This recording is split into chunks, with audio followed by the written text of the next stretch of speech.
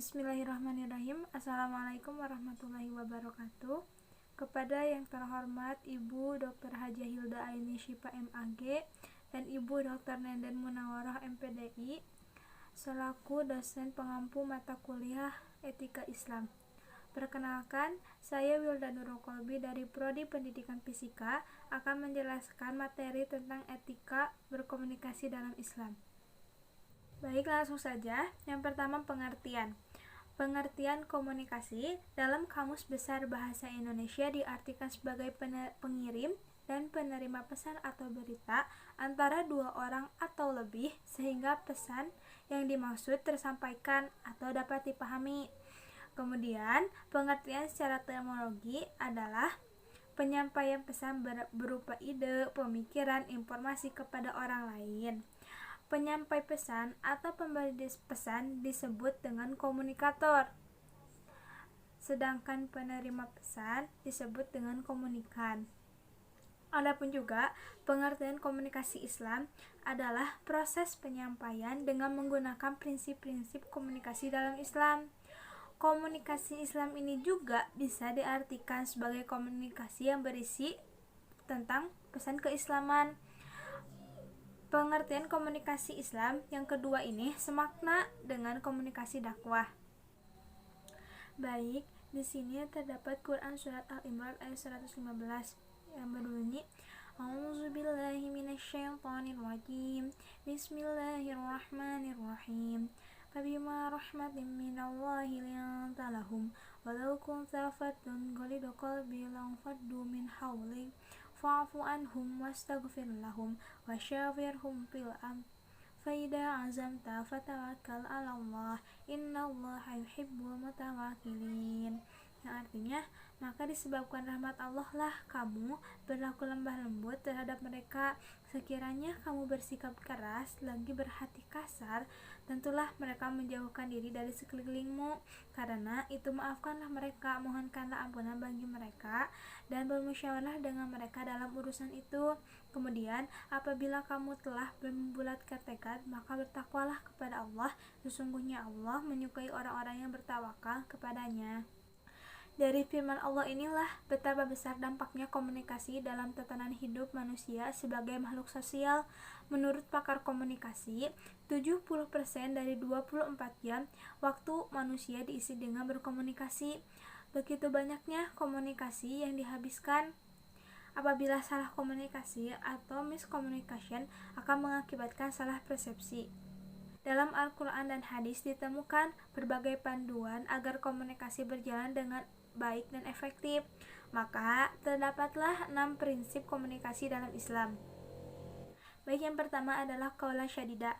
Qaulan syadida ini berarti pembicaraan, ucapan atau perkataan yang benar baik dari segi substansi maupun segi redaksi. Ada firman Allah pada Quran surat An-Nisa ayat 9 yang artinya, dan hendaklah takut kepada Allah orang-orang yang seandainya meninggalkan di belakang mereka anak-anak yang lemah, yang mereka khawatir terhadap kesejahteraan mereka. Oleh sebab itu, hendaklah mereka bertakwa kepada Allah dan hendaklah mereka mengucapkan qaulan syadida atau perkataan yang benar. Dari segi substansi, komunikasi harus menginformasikan atau menyampaikan kebenaran, faktual, yang benar saja, jujur, tidak berbohong, juga tidak merekayasa atau memanipulasi fakta. Sesuai dengan hadis riwayat muttafaq alaih, hendaklah kamu berpegang pada kebenaran, karena sungguhnya kebenaran itu memimpin kepada kebaikan, dan kebaikan itu membawa ke surga. Sedangkan dari segi redaksinya, komunikasi Islam harus menggunakan kata-kata yang baik dan benar, baku, sesuai dengan kaidah yang berlaku. Maksudnya, seperti dalam bahasa Indonesia, kita harus berkomunikasi dengan memperhatikan tata bahasa atau penggunaan kata-kata yang baku, yaitu sesuai dengan pedoman PUEB. Yang kedua yaitu qaulan baligho. Qaulan baligho ini berarti menggunakan kata-kata yang efektif, tepat sasaran, komunikatif, mudah dimengerti, atau langsung ke pokok permasalahannya, tidak bertele-tele. Sesuai dengan Quran surat An-Nisa ayat 63 yang artinya, mereka itu adalah orang-orang yang Allah mengetahui apa yang ada di dalam hati mereka. Karena itu, berpalinglah kamu dari mereka dan berilah mereka pelajaran, dan katakanlah kepada mereka qaulan baligho, perkataannya berbekas pada jiwa mereka. Jadi, agar komunikasi tepat sasaran, gaya bicara dan pesan yang disampaikan hendaklah sesuai dengan kadar intelektualitas komunikan dan menggunakan bahasa yang dimengerti oleh mereka. Yang ketiga yaitu qaulan ma'rufa.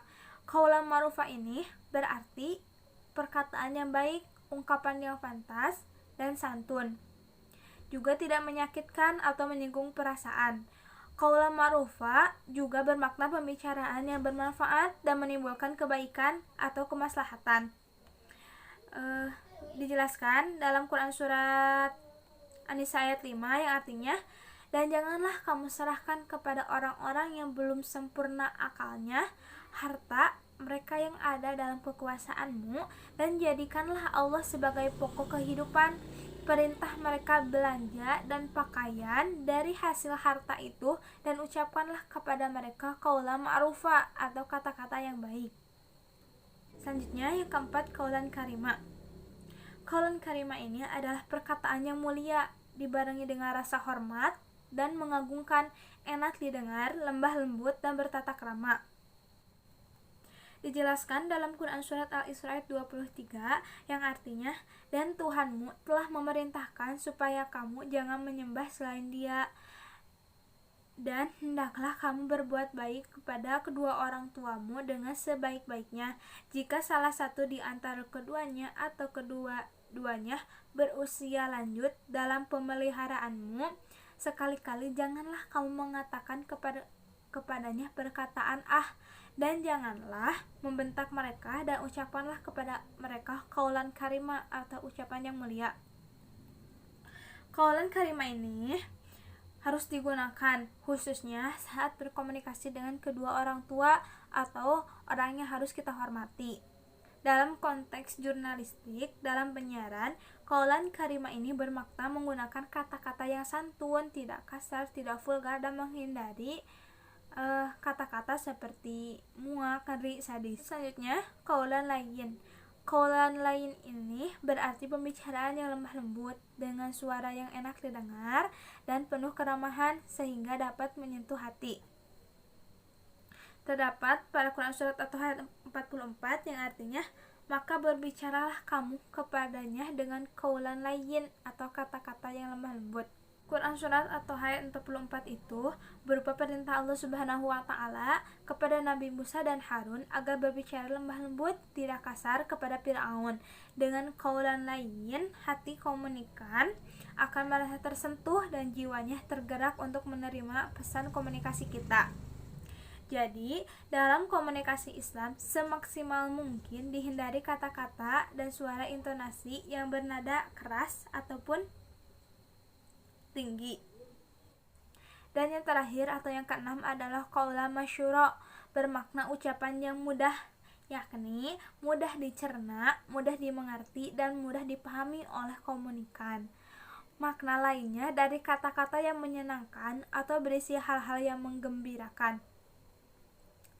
Terdapat firman Allah dalam Quran surat Al-Isra 28 yang artinya, dan jika kamu berpaling dari mereka untuk memperoleh rahmat dari Tuhannya yang kamu harapkan, maka katakanlah kepada mereka qaulan masyura atau ucapan yang mudah.